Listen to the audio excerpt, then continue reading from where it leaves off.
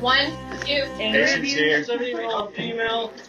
Oh shit, I got some blood going. Oh, he's wearing it too. You're in the bay. Once you get over to the bed, we'll give you the story.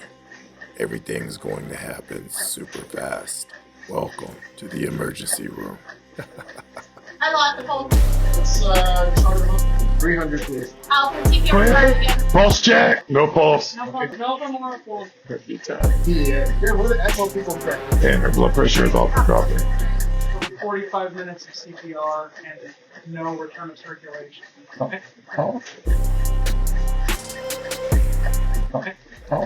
You know, usually when you're studying for a nursing exam or you're stepping onto a medical surgical floor for a clinical rotation, spotting danger is all about looking for those blatant universal red flags. Right, the stuff they drill into you day one. Exactly. Like you see a massive spike in a patient's white blood cells, you flag it.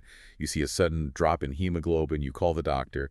But then you step into the world of postpartum OB nursing, and well, suddenly the entire rule book is just flipped upside down. It really is an upside-down world. I mean, what looks like an absolute clinical emergency on a standard floor is very often just a completely expected, perfectly normal physiological adaptation in a postpartum patient. Right. And that gap, the difference between what you learned in nursing fundamentals and what is actually happening in a postpartum body, that is exactly where clinical instructors and board exams are going to try to trip you up.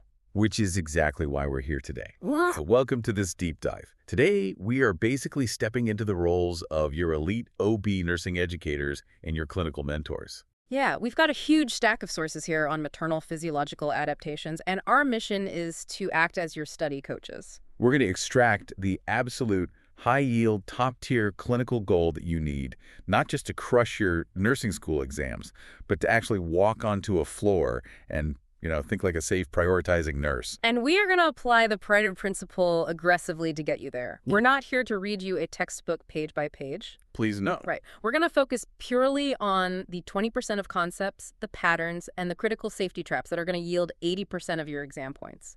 But to do that, we actually have to completely redefine how you think about the postpartum period. Right, because historically, society and even old textbooks treated postpartum like it was just a quick 6-week break to recover from birth. Exactly. But ACOG, so the American College of Obstetricians and Gynecologists, they explicitly define postpartum care as an ongoing dynamic process that lasts at least 12 weeks. 12 weeks. Yeah. It is not just a brief recovery. There are massive systemic shifts happening in the cardiovascular system, the endocrine system, and the immune system for months. Okay, let's unpack this.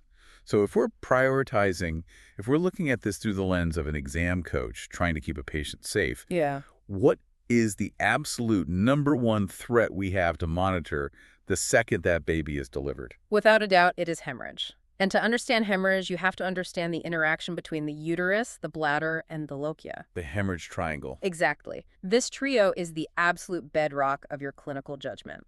So let's start with the uterus. Immediately after birth, it weighs about 1,000 grams. Wow. Yeah, it's roughly the size of a grapefruit or like a small watermelon. And over the next 6 weeks, it has to undergo a process called involution to shrink all the way down to about 100 grams. Okay, wait. How does an organ just shrink to 1/10 of its size that quickly? Well, it's a fascinating process called autolysis. Autolysis. Right. The drop in pregnancy hormones causes the protein material of the uterine muscle cells to literally break down and just be absorbed by the body. Oh. But more importantly, for immediate safety, that muscle has to violently contract because when the placenta detaches, it leaves behind massive open blood vessels. Right, like a wound. Exactly like a wound. The only way the patient doesn't bleed out is if the uterus clamps down incredibly hard to put pressure on those vessels. It acts like a biological tourniquet. And if it doesn't clamp down, we have a postpartum hemorrhage. But how strictly is that defined for an exam? Because I know, different doctors might have different thresholds in practice. For your exams, you stick to ACOG's strict definition. A postpartum hemorrhage is blood loss greater than 1,000 milliliters, accompanied by signs or symptoms of hypovolemia. Does it matter if it was a C-section versus vaginal delivery? Not anymore. It doesn't matter. The threshold across the board is 1,000 milliliters. Okay, so if I'm the nurse and I walk into the room 12 hours after birth to assess this biological tourniquet, what am I hoping to feel? Like, what is the expected safe finding? You're feeling for the fundus, which is the very top part of the uterus. You want it to be firm to the touch, globular, and right in the midline of the abdomen. Midline, okay. Yeah.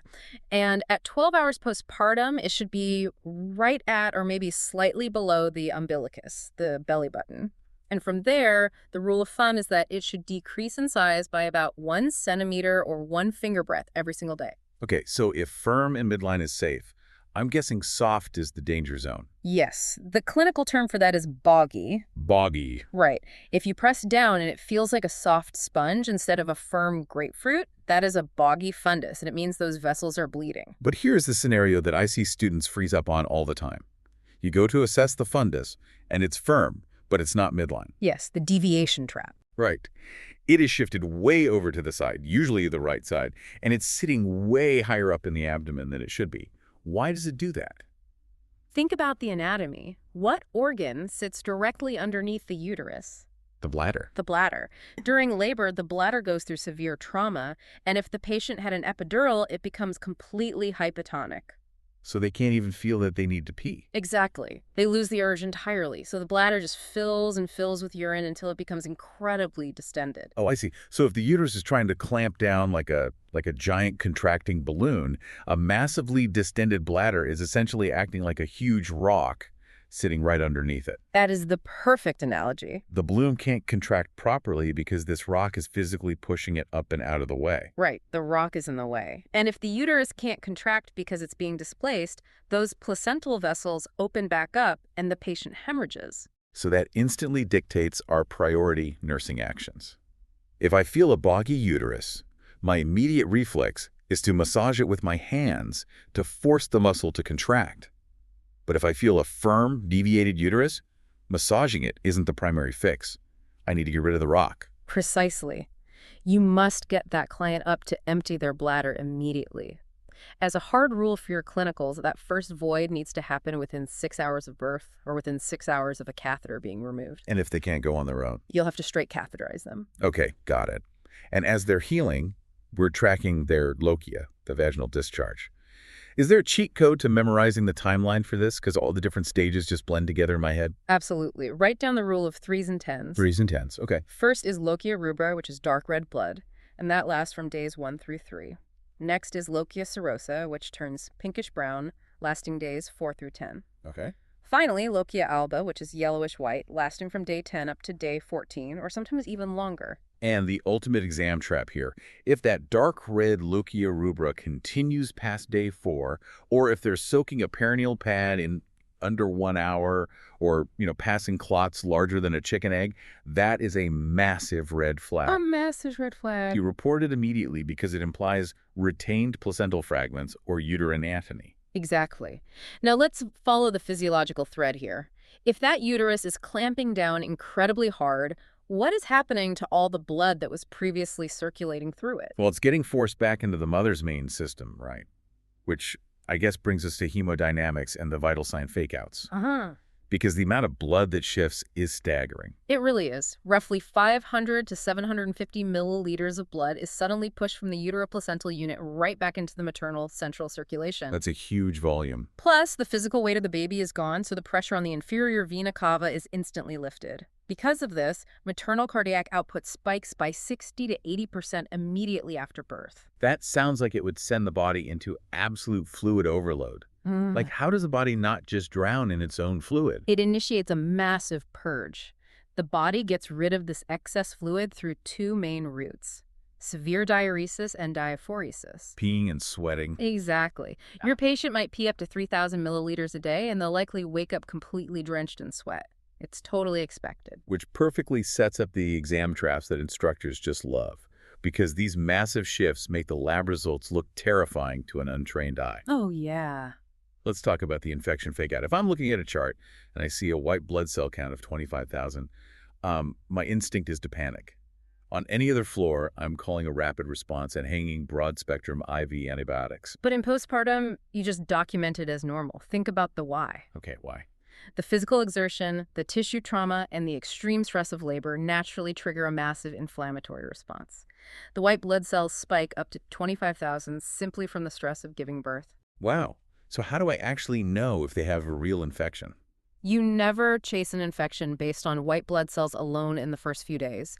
You only act if that elevated count is paired with a maternal fever over 38 degrees Celsius, which is 100.4 degrees Fahrenheit, or if you assess foul-smelling Lochia.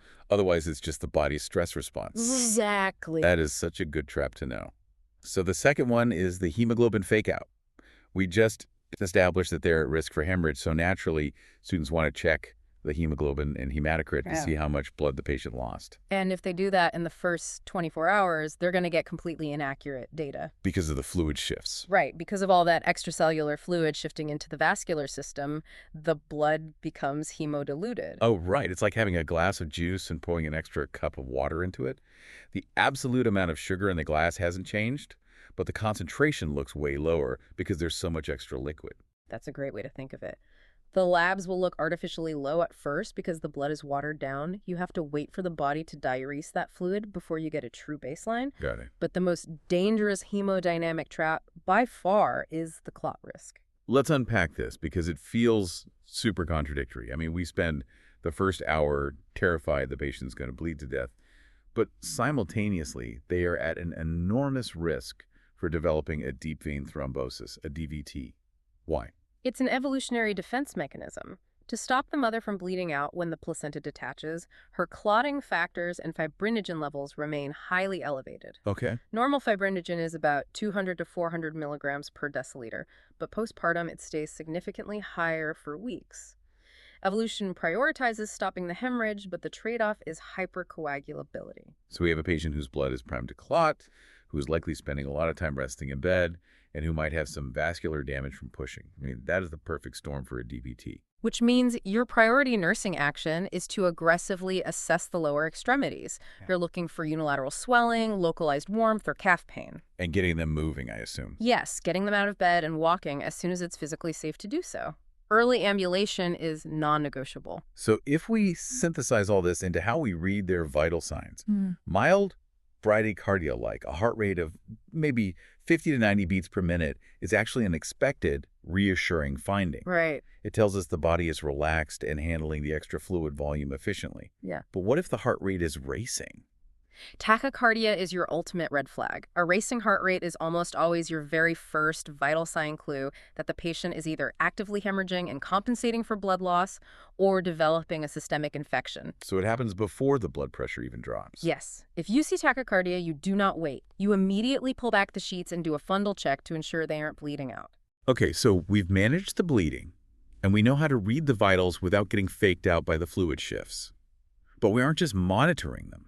We have active interventions to do before they're discharged.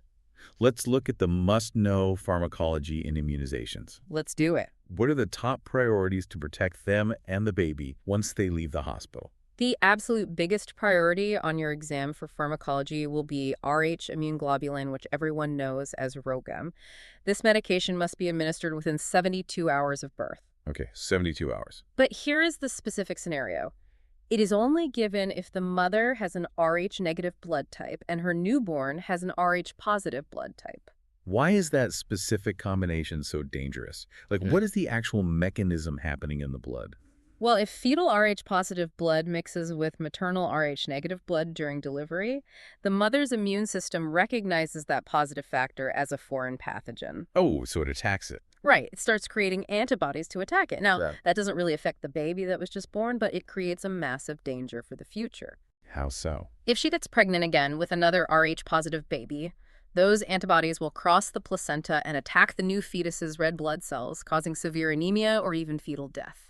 Wow. So giving RhoGAM within that 72-hour window essentially hides the fetal blood cells from the mother's immune system so she never builds those deadly antibodies.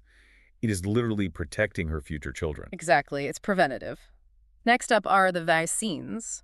We give the Tdap vaccine to the mother, and ideally any close family members, to protect the newborn from pertussis, or whooping cough. Because the baby can't get it yet. Right. The newborn's immune system is incredibly fragile, and they can't get their own shot until they are 2 months old, so we create a cocoon of immunity around them. But what about vaccines like the MMR for rubella or the varicella vaccine for chickenpox? Because I remember learning that Those are strictly forbidden during pregnancy. They are forbidden during pregnancy because they are live virus vaccines. Giving a live virus to a pregnant patient poses a massive risk of the virus crossing the placenta and infecting the fetus. Right.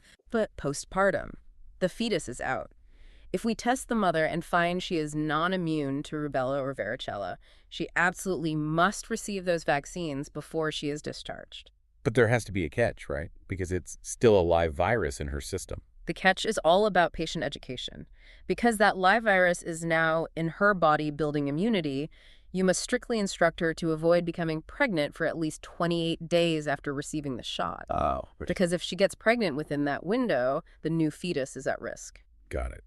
Okay, let's pivot slightly to pain management, because comfort is a huge part of recovery. And there are some specific clinical traps here, too. What's the protocol? We use a stepwise approach. You always start with NSAIDs, like ibuprofen. Just standard over-the-counter stuff. Yes, but it's not just about generalized pain relief. Ibuprofen specifically inhibits prostaglandins, which drastically reduces the localized inflammation in the perineum and the uterus. You pair that with acetaminophen. And if the pain is more severe, say from a C-section or a severe tear, and we need to move up to an opioid like oxycodone. This is a major safety check. Before you ever administer an opioid, you must review the patient's chart and assess for any history of substance abuse or opioid unction. Oh, that makes total sense. Offering a narcotic to a patient who has fought for recovery can cause devastating long-term harm. You must advocate for alternative pain management strategies if that history is present. And we have so many local alternatives, too. Like, we use topical anesthetic sprays like benzocaine, which patients know as dermoplast, to numb the perineum. Yes, those are great. We also teach them how to use a sitz bath, keeping the water warm around 94 to 98 degrees to promote blood flow and healing. Or, if the goal is to numb the area and reduce immediate swelling, using cooler water or ice packs for 10 to 20 minutes at a time. And while we're talking about comfort, we have to talk about the GI tract. You must aggressively manage constipation. Why is that always such a big issue postpartum? Is it just the fear of pushing? Fear is a huge part of it, especially if they had perineal tearing or hemorrhoids. But it's also physiological. During pregnancy, elevated progesterone levels significantly slow down intestinal peristalsis. Oh, right. Everything slows down. Add in the dehydration from labor and potentially the side effects of those opioids we just mentioned, and you have a recipe for severe constipation. So Docusit sodium is basically our best friend here.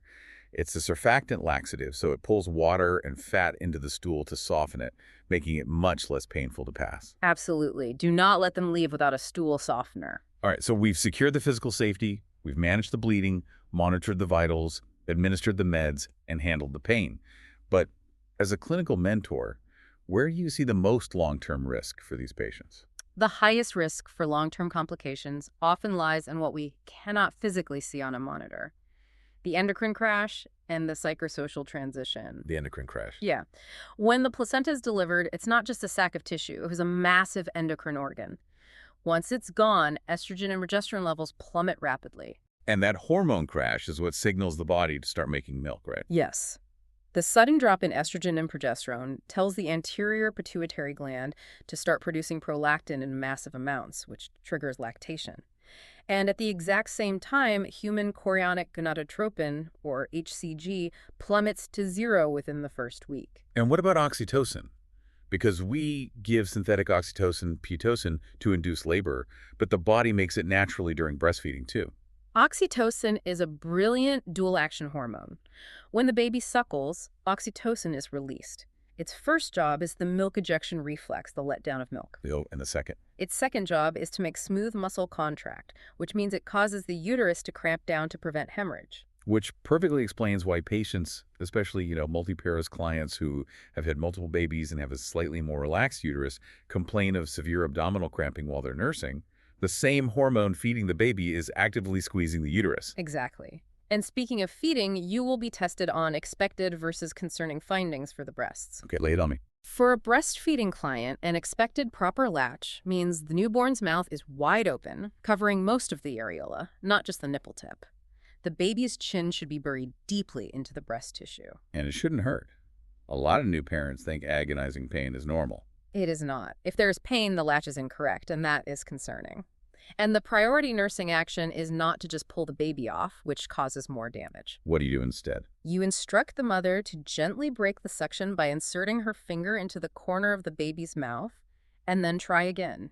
And what if the patient is choosing not to lactate or unfortunately experienced a loss? How do we care for them? You instruct them to avoid all nipple stimulation whatsoever. They shouldn't let warm shower water hit their chest directly. They need to wear a tight, supportive bra continuously, 24/7, and use cold cabbage leaves or ice packs inside the bra to naturally suppress milk production and relieve engorgement. That brings us to our final priority area, psychosocial safety. I notice in the sources there's a huge emphasis on this concept of cultural humility versus cultural safety. Why is this so highly testable right now? Because modern nursing recognizes that you cannot possibly memorize every single cultural practice regarding diet, rest, or infant care. It's just too much. Right. Cultural safety is the goal, ensuring the patient feels their identity is respected. But cultural humility is the process. It means stepping into the room, acknowledging your own biases, admitting you don't know everything, and asking the client directly, what practices are important to your recovery and how can I support them? It's shifting from being the absolute authority to being a curious partner in their care. I love that. Another psychosocial intervention the sources heavily emphasize is rooming in, keeping the baby in the room with the parents instead of sending them to a nursery. The World Health Organization pushes rooming in aggressively for several evidence-based reasons. It regulates the newborn's body temperature much better than a plastic bassinet. Yeah, and it exposes the infant's skin to normal maternal flora, which protects them from hospital pathogens. And crucially, it builds parental confidence and significantly decreases the risk of maternal postpartum depression. Wow. Okay, we have covered an immense amount of physiology, pharmacology, and clinical judgment today. It is time for our study coach wrap-up. Let's do it. If our listener is walking into their OB exam tomorrow, what are the 5 absolute golden rules they need to remember to pass the test and keep their patients safe? Number 1, the fundus rules everything. If you feel a soft, boggy uterus, massage it immediately. If it is firm but deviated to the side, the bladder is full, and you must get the patient to void. Number 2, know the strict cutoff for hemorrhage. It is anything greater than 1,000 milliliters of blood loss. And remember, before the blood pressure drops, tachycardia is your earliest vital sign clue that the patient is bleeding or developing an infection. Number 3, do not get tricked by the vital sign fakeouts. White blood cells up to 25,000 are completely normal postpartum due to the stress of labor. Do not chase an infection unless there is a fever over 100.4 degrees Fahrenheit or the Lochia smells foul. Number 4, the vaccine rules. Rh-negative mothers with Rh-positive babies must get Rogan within 72 hours. And non-immune mothers must get their live rubella and varicella vaccines before discharge, but they must be taught to avoid pregnancy for at least 28 days. Number 5, pain and GI management. Always, always assess for an opioid history before giving narcotics, and manage their constipation aggressively with a surfactant stool softener like docusate sodium so they aren't terrified to use the bathroom. That is the high-yield gold. But before we finish, we want to leave you with one final, slightly provocative thought to mull over. As nurses, we spend so much time focused on the acute clinical phase, the hemorrhage, the vital signs, the first 48 hours of survival. But if you look closely at the endocrine data in these sources, it tells a much longer story. It truly does. The data shows that maternal thyroid function takes a full 3 months to return to its baseline. 3 months. And hair loss, which happens because the pregnancy hormone cycles reverse, doesn't even peak until 3 to 6 months postpartum. The body's insulin sensitization and the stability of the pelvic joints can take weeks or even months to fully recover. It makes you wonder, if maternal physiology takes up to a full year to truly reset and heal, why does modern society expect parents to be fully adapted and back to work within just 6 to 8 weeks? It really highlights a profound disconnect between human biology and societal expectations. As you step out of nursing school and into your future career, you aren't just going to be passing exams. You are going to be the one standing at the bedside, witnessing this biological reality firsthand. Exactly. You started this deep dive looking for the clear-cut black and white answers to pass a test. But now you know the why and the how behind the murky, incredibly complex waters of postpartum physiology. Keep that perspective the next time you assess a postpartum patient. They aren't just recovering from a procedure, they are entirely rebuilding their physiology. Let that linger as you hit the books tonight. You're going to make an incredible nurse.